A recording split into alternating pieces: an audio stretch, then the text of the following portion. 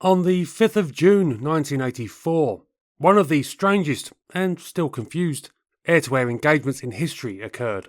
The reason it was odd is that both types involved were of American origin, and in fact both built by the same manufacturer, McDonnell Douglas. The reason there is some confusion is that there have been contrary reports on the details of what happened ever since.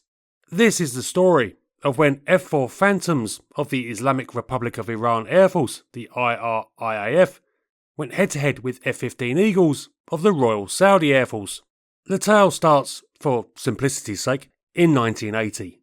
That year, the ambitious new president of Iraq, Saddam Hussein, you might have heard of him, decided to expand his country's territory by invading neighbouring Iran and seizing the strategic Shatt al-Arab River and, if possible, the oil-rich regions across the Iraqi border.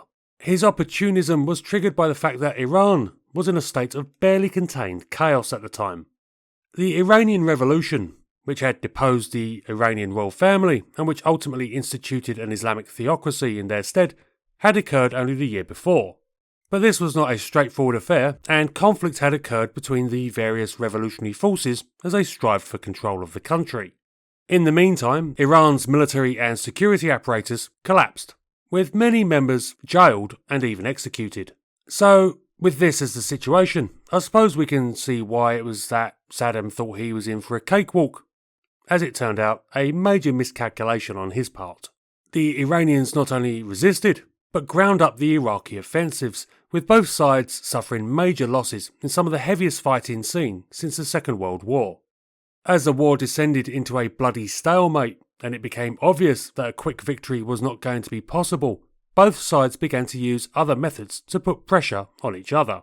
One of these was to attack their opponents' oil exports, either by hitting storage facilities or else targeting the tankers that carried their enemies' crude. Between 1981 and 1983, this was a more confined affair, as neither side had dedicated anti-ship aircraft for the job. Iraq utilised their various MiGs, while Iran relied on their main multi-role aircraft, the McDonnell Douglas F-4 Phantom. Though the more modern F-14 Tomcat receives much of the attention for its role in the war, hardly surprising considering how successful it was, the F-4 was very much the backbone of the IRIAF, being the Iranians' primary fighter and attack aircraft. For targeting Iraqi shipping, the Phantoms mainly used AGM-65 Mavericks and dumb bombs, neither completely ideal weapons, but able to do the job, whilst the tempo at sea was at a low rate in comparison to the fighting occurring on the land. But in 1984, a new phase began, when Iraq was able to acquire new Super Étendard naval strike fighters from France, and ramped up their attacks, the beginning of what became known as the Tanker War. This saw dozens of ships be attacked over the next 4 years by both sides, and is ranked as the greatest onslaught on shipping since World War II. It is generally considered that the motives for the Iraqis ramping up their attacks on Iranian shipping was not just to apply economic pressure on them, but also to goad them into taking actions that would see them come into conflict with other nations. In this, they proved to be correct.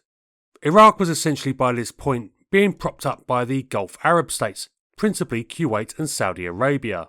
In addition to providing billions of dollars in loans to Iraq, these nations, principally Kuwait, were allowing Iraqi oil exports to be shipped out via their ports. Iran needed to respond, but lacking specialist anti-shipping aircraft with long-range missiles, they were limited on their attack options. But knowing that the Gulf Arabs were basically allowing the war to continue due to their assistance to Iraq, the Iranians decided that shipping in their waters was therefore fair game.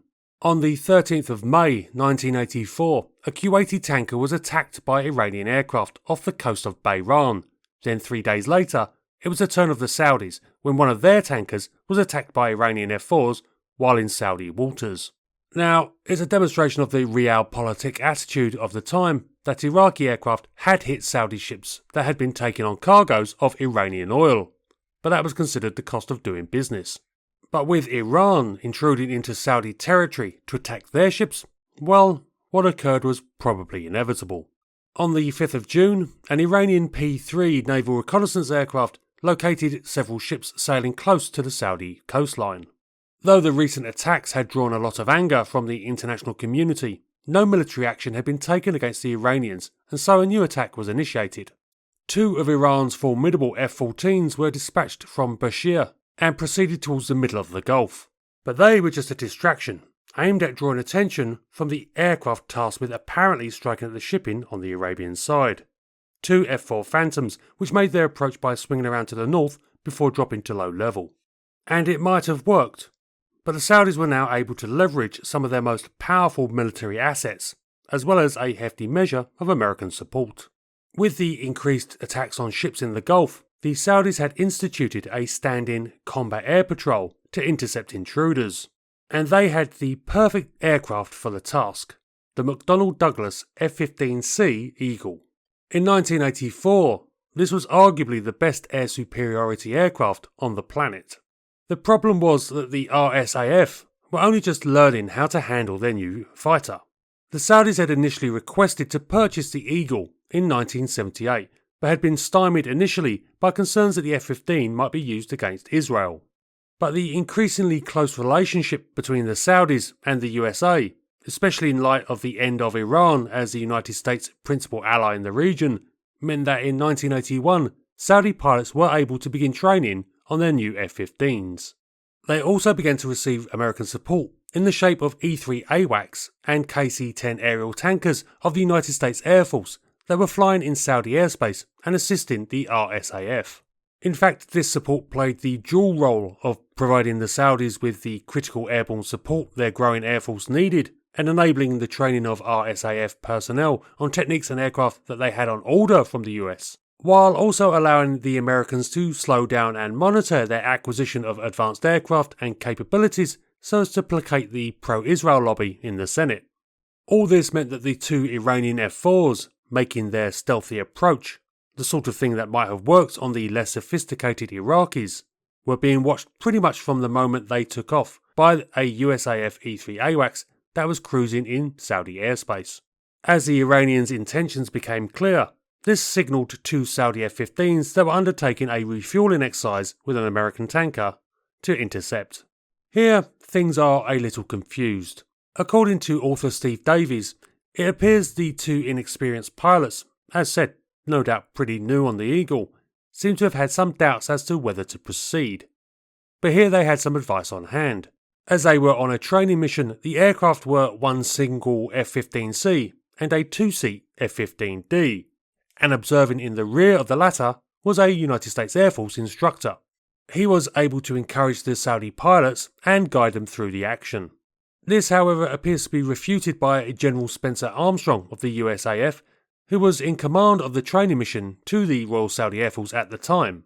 He states that no Americans were involved in the shootdown, and their only participation was in debriefing. Regardless of these details, the stage was now set for a battle between two legends, the McDonnell Douglas F-4 Phantom and the F-15 Eagle. The Phantom was, and still is, a real tank of an aircraft. Built originally as a long-range missile-armed interceptor for the US Navy, it had established a formidable reputation as both a fighter and attack aircraft in the previous 20 years, and had been used on some remarkable missions against Iraqi targets, including the first attack on Iraq's new nuclear reactor that was being built just outside Baghdad. Though its original design dated from the 1950s and has been described as a demonstration of the maxim that you can make a brick fly with enough engine power, in 1984 the Phantom was still a real contender as a fighting aircraft. Combine that with Iranian crewmen who had been fighting in the most intensive air warfare environment since Vietnam, they were a highly capable combination. Facing them was the Saudi F-15 Eagle. This, as said, was the most formidable fighter flying at the time. But the crews were, as already pointed out, very green.